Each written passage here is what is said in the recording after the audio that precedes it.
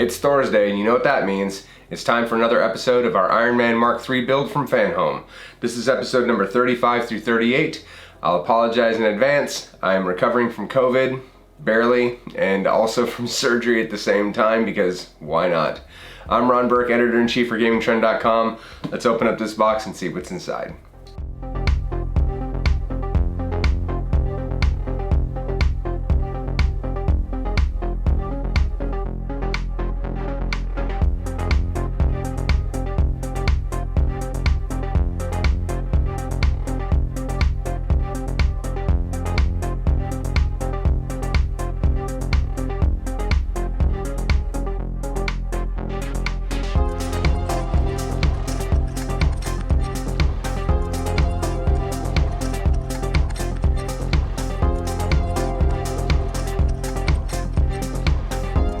Before we get rolling, this is one of the special boxes. So this comes with an Iron Man hat. And I'm happy to say that this is good quality merch. This is an official Marvel hat. It's not a knockoff. There's no plastic in sight. It's got a nice, looks like copper fastener for the headband. And it looks pretty comfy. So one Iron Man hat just thrown in as part of the package for putting together the Mark III. So we're gonna set that aside and we're gonna get rolling. Now brace yourself because this one's all over the place. So writer Brian Michael Bendis wanted to try something new with the Avengers, so he did the first thing that made sense and had Scarlet Witch kill all of them. So reforming the Avengers, he got to try out a completely new raft of heroes. So you obviously have Spider-Man, you have Captain America, and you have Iron Man, but this also gave him an opportunity to add guys like Luke Cage and Spider-Woman, and even Logan from the X-Men. So this created some new dynamics for the team and allowed them to explore, different dynamics where, Logan has no problem killing people, but obviously that's gonna clash with Tony's approach and especially Captain America's approach. So ultimately, Nick Fury also disappears and Maria Hill takes over as director of S.H.I.E.L.D. So there's a huge shakeup of kind of the established norms, if you will, of the Avengers and S.H.I.E.L.D. up to this point. So I encourage you to check that out. It's definitely a different take, and it's very different than what you might know from the comics and from the movies to this point. Now you might remember Extremis from Iron Man 3. That's the super serum that Maya Hansen and Aldrich Killian were trying to come up with that had some pretty nasty side effects of, exploding. So Tony wasn't quite done with Extremis after that incident. So he took the Extremis formula and he devised a way to miniaturize his armor and make it embedded within him where it could come out through the pores of his skin. Now I'm trying not to think about the science behind all this, but it allowed him to use his armor in more efficient ways than ever possible because it became a living extension of him, and it kind of rounds the corner of a lot of things that the comics have really talked about, which is, what is the line between the man and the machine? And Tony really took that to heart and truly became Iron Man by having this Extremis armor that could be controlled with his mind, just like a limb, like an arm or a leg. So it's an interesting take. Also, it's the debut of kind of the computer-generated art style that we really didn't see last for that long, but it's a definite nod to the 90s where we started to get into that look, and I'm glad to see it in the rearview mirror. So without further ado, let's put on some joints on this leg and move on. Reaching all the way back to episode 2, you might remember that we assembled this foot, and haven't seen it in 34 more episodes. Well, it's time to finally attach something to that foot, and that is specifically the left ankle joint. So we have here the lower left leg. I don't know, looks like Tony needs to not skip leg day. Ankle washers, ankle lock washer, ankle joint, and 2 MP screws. So looks like there's not going to be a ton of assembly here, but we're going to take 35A and 35B, that's one of these lock washers, ankle washers I should say, and we're going to fit it inside this little bit of an indentation, just like that. Looks like it's going to kind of lay there because it doesn't really affix. And then carefully hold one on each side. All right, I can do that.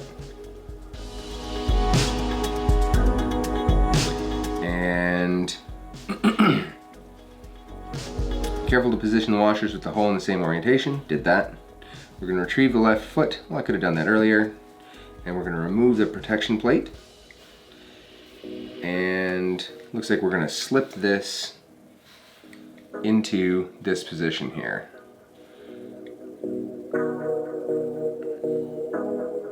And if I've done a good job, it should stay put, which I think I did.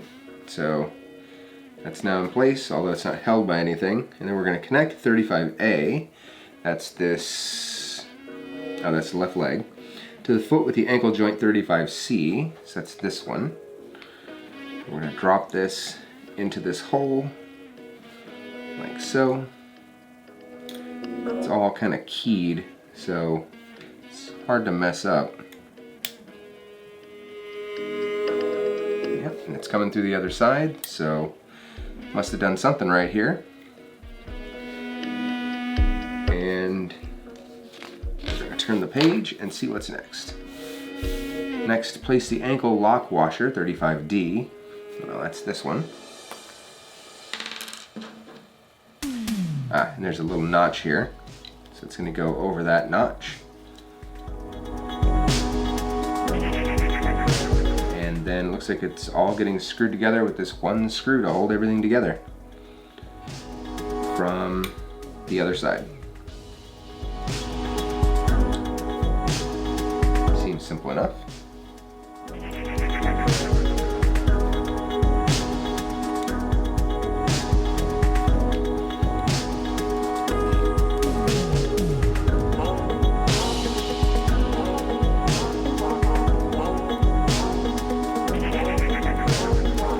Slow and make sure we don't over tighten. I felt that come through, and Tony now has a functional ankle, just like that. This guard will go back on. Thank you, magnets, and that's assembled. So I'm sure we're going to set this aside for a while. I imagine one of our upcoming episodes will have us assembling another foot, but it doesn't look like it's going to be any of these. So let's close out this one and look at episode number 36. Episode 36 celebrates episode number 400 of Iron Man. Now, say what you will about the art style, and many did, including myself. Tony's had an incredible run. 400 comics is nothing to sneeze at. So, during this time, Mike Grell, sorry, this COVID's kicking my butt, proposed a more realistic Iron Man, and certainly a more fallible one, and one that had a very different origin story. So during this run of just 15 pages, Mike Grell gave Tony a completely different origin than the will he won't he that he had been kind of running up since the 40s, where, you know, he's always kind of skirting up to telling people that he's Iron Man, or he'll tell somebody that's Iron Man, but these Iron Man, and then it kind of reverses somehow. So this one goes the opposite direction, and during an engagement with the Mandarin's son, Temujin, he is wounded, but saved, and during that trip back to New York, where he's in his damaged armor, he has time to think, and he realizes that rather than trying to hide from who he is, he should and does tell the world that he is and has always been Iron Man. So instead of, you know, we kind of have the MCU's approach, which is almost immediately telling everybody Tony Stark is Iron Man. So it allows him to embrace that, and then it frees him to focus on more important things than always constantly trying to protect his identity. So again, say what you will about the art style, but there is definitely a completely new arc when you can kind of free the writers from this constant fight with, you know, Tony's ultimate identity. So looks like we're going to be assembling the left thigh. There's a whopping 3 pieces here, so I'm not thinking there's going to be a whole lot of assembly. It's probably going to be a screw, maybe a post to just stick things on, and then we'll be done with that piece. But first, we're going to get more into the I am Iron Man and everyone knows it. This section of episode 36 goes over a lot of what we've talked about in the previous episodes, which is Tony's constant fight with his personal identity and divorcing himself of being Iron Man in the public eye. So that's come out in a number of different ways. Tony's had more heart attacks than you can shake a stick at, and he's certainly been sidelined many times and has combated that in different ways. Sometimes it's Rhodey taking the suit, sometimes he's using a completely automated method to control his Iron Man suit, you know, either through like a telepathy, a helmet of some sort, or nanobots, or Extremis, or a million different ways other than taking control of the suit himself and showing that he is in fact Iron Man. And that's come up multiple times, not just for the public, but also even for his own teammates. There have been a lot of moments where you have almost the Peter Parker type thing where, you know, you never see the two of them in the same place, so people start to figure it out, but then Tony figures out a creative way to allow him to be in two places at once, again with an empty suit or having Rhodey pilot the suit.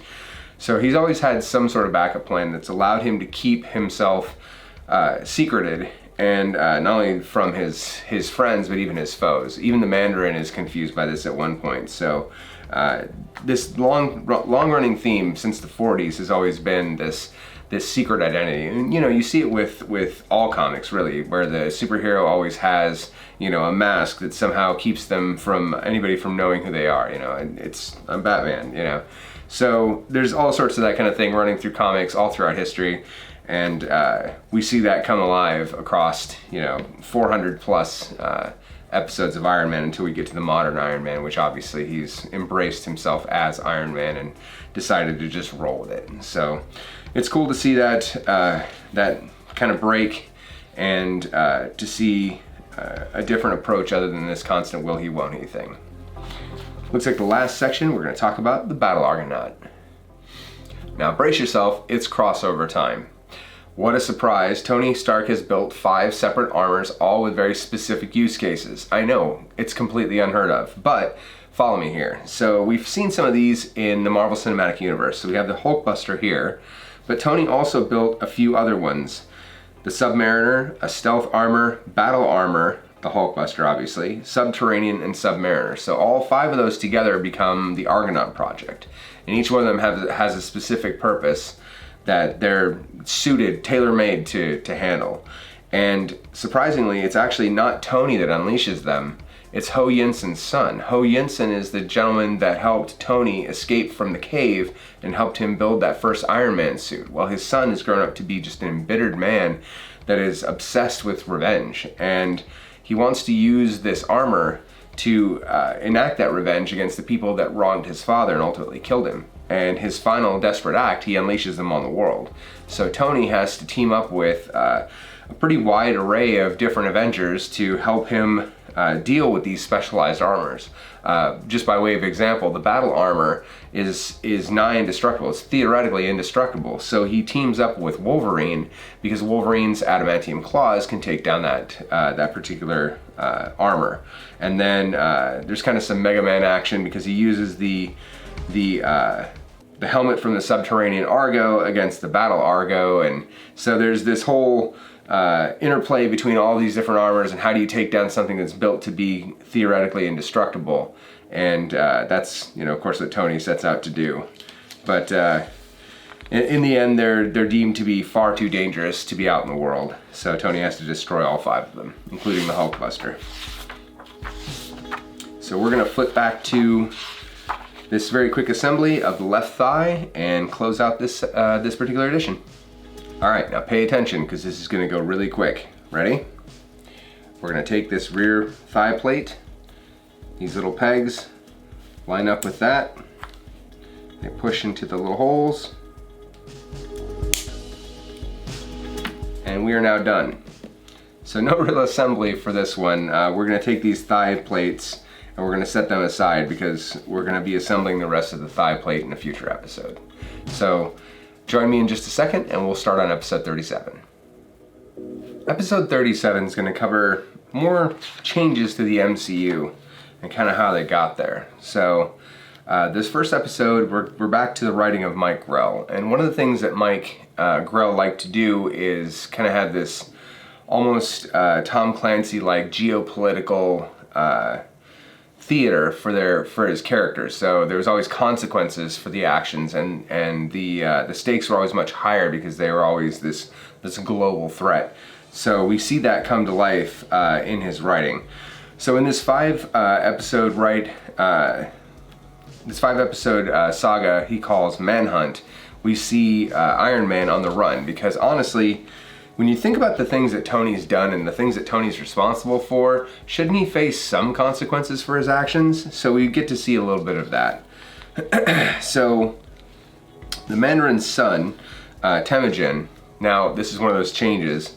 If you saw the Iron Fist and the Ten Rings movie, you'll notice that they weren't rings, they were bracelets. So in the comics, you'll see here, they're actually 10 rings. And Temujin's come into possession of those things, and they do have a lot of the powers that you see in the movies. They are incredibly, insanely powerful.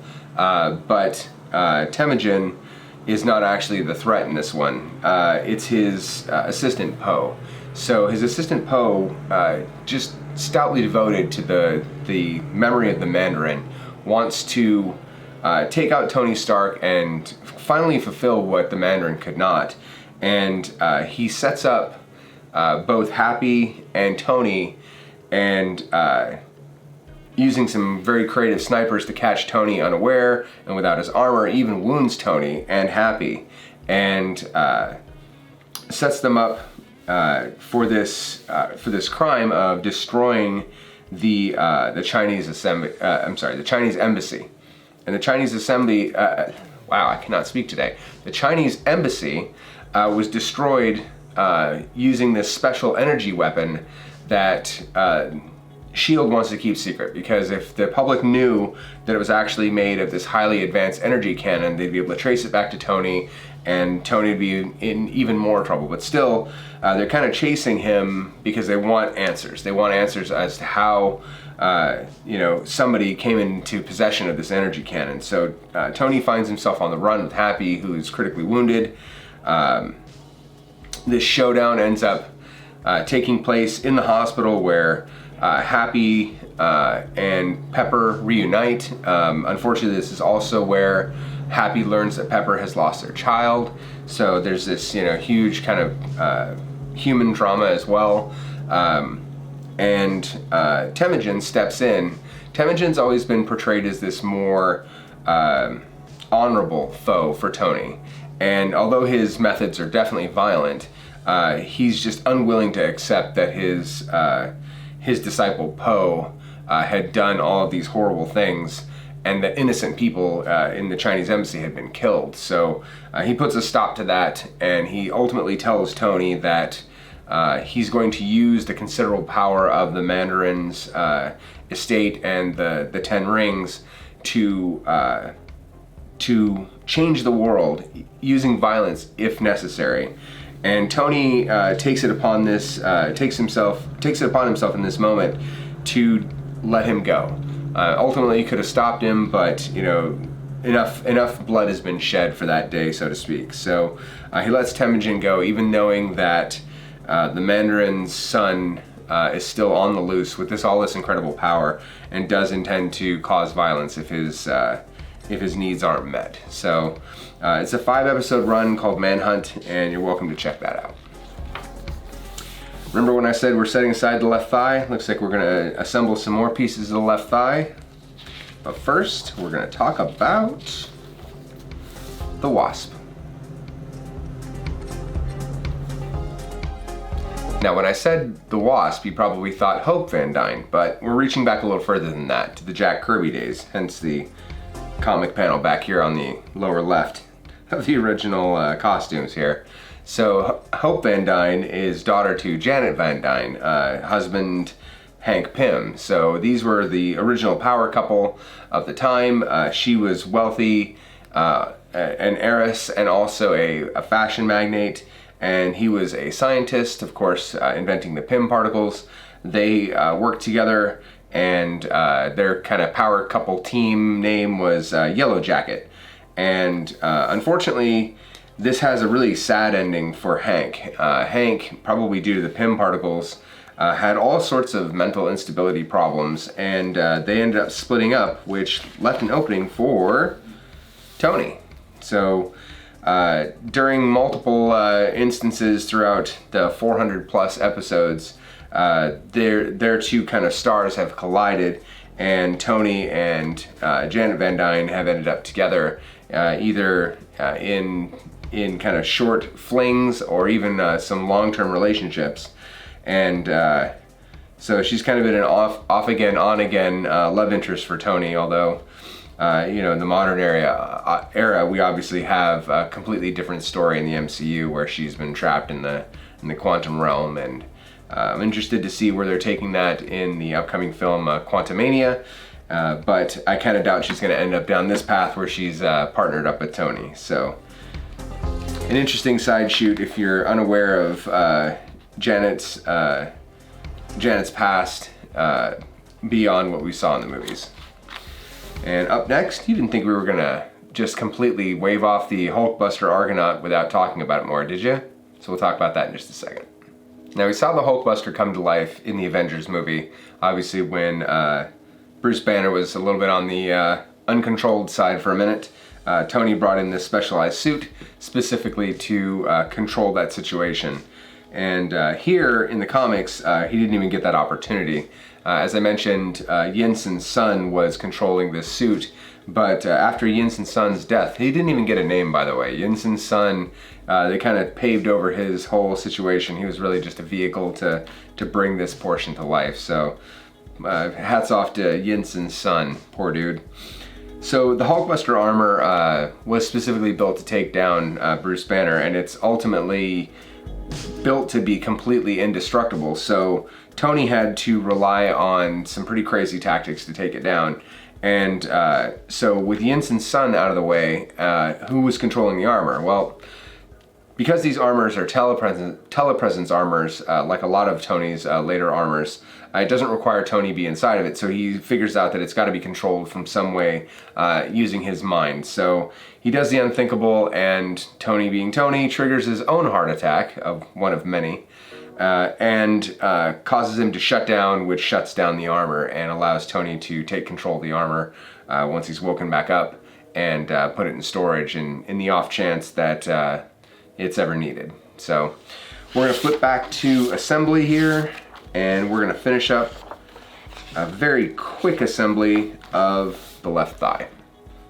Much like the last one, there's not a lot to assemble here. We have these 3 gold plates here, the outer thigh plate, the inner thigh plate, and another thigh plate. So we're going to reach back into our pile of tricks here to a previous piece of armor, and you can see right there, there is a piece missing, which we will apply right now. There's just 2 little studs to push into place, and now that's secure. And that's it. That's the only piece we're assembling this time. So just attaching this piece here and keeping these handy because we're going to be needing them for assembling the rest of the thigh piece probably in the next episode. So stay tuned, and we're going to check out episode number 38. Episode 38 is interesting because it has a crossover with the real world that you might like, but I will get into that in just a moment. So Tony has always had an agreement with the government that's been kind of tenuous. He does provide them with some equipment that they can use to affect humanitarian missions, but Tony has always pushed back away from giving them direct weapons. And as such, the government has always allowed him to use his weapons as Iron Man, as part of the Avengers, but not as a personal citizen.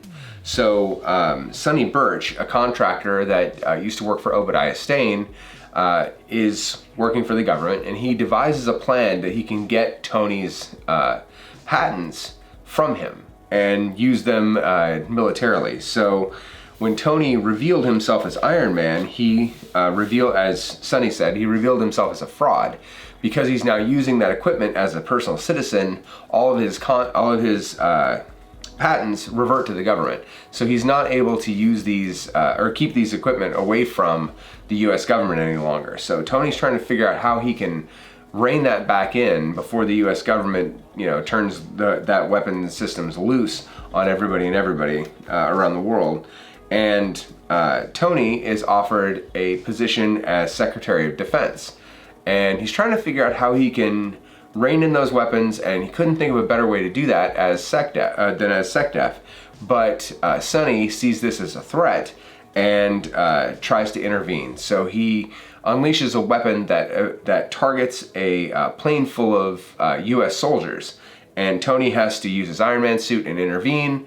Prior to this, Congress had indicated that they're going to vote no against Tony, but this heroic action of bringing down this plane full of U.S. soldiers and saving them without any loss of life gets them to flip the script and vote in his favor, which allows Tony to take more direct control over Stark Industry weapons and technologies. Now, the interesting crossover, though, we've always had some level of politics, and there's always been some level of crossover with the real world, but we don't often see real world figures in comics. But here, his appointment to SecDef is by none other than George W. Bush Jr. So I find that interesting, just that, rather than try to create a fake world for all of this to happen in, they're trying to kind of more intricately sew it into our real world, and it makes the geopolitical aspects of the whole thing feel a little bit more real. So I found it interesting. You may not. I leave it to you. Looks like we're going to finish, or at least continue to work on the left thigh. But first, we're going to talk a little bit about the March of Technology. So Iron Man debuted in 1963, and during that time we were in the middle of the space race, and we had launched a shuttle to the moon that had less computing power in it than a basic standard phone today, even one of those Nokia bricks. So Tony was designed as a man of his time. So Tony has always been interested in pushing the technology in his suit, but this is another one of those crossovers in the real world. Tony has always been one step ahead of technology, and he's always been redesigning his armor. He's had hundreds of armor suits over the years, and in kind of a parallel to the real world, we see a lot of the things that the military was starting to build in the real world, like Lockheed Martin had first come up with the HUD design in the SR-71, and we see that appear in Tony's armor. Similarly, we see the rise of artificial intelligence in the 1990s, and that's when we start to see Tony begin to evolve AI into his own suit. Telepresence suits. So we have the ability to telepresence now. We're using it mostly for work from home sort of things, but the idea of being able to remote into something far away and control it with reliability is something that we start to see more in Tony's more recent suits. But even now, we're on the cusp of a lot of things that have direct biomechanical integrations, where we're seeing prosthetic limbs that can be operated by just electrical impulses in the arm or in the leg, and we're starting to see those interfaces become reality, and we're starting to see that in Tony's equipment as well. So he has a lot more weapons and armor that are integrated into him, and they come out in different ways. We have the magical nanites, right?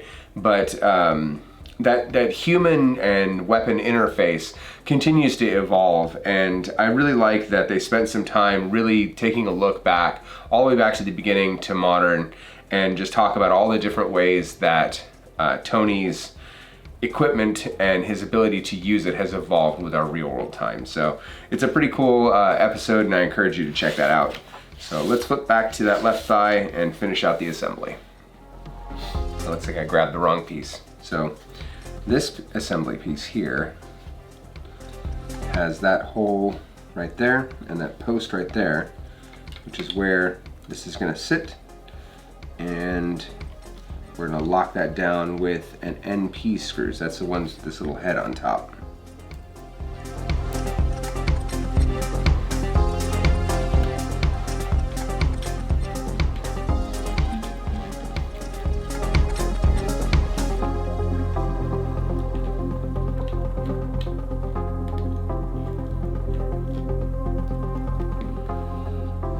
and that looks exactly like the picture. And we have something assembly starting to look like a leg now. So it looks like we're gonna set this side this side apart for later. Maybe that's gonna end up in here some way. I'm not sure. Either way, that's all for now. So join us next Thursday as we bring out one of the big boxes. I've already received it, but you have to wait 2 weeks. But I'm gonna crack open a much larger box, and I'm really excited to see what's inside. So I'm Ron Burke, Editor-in-Chief for GamingTrend.com. Again, let us know in the comments if you're joining us and doing your own assembly. I'd really like to see how it's going. So take care, stay safe out there, and we'll see you again very soon.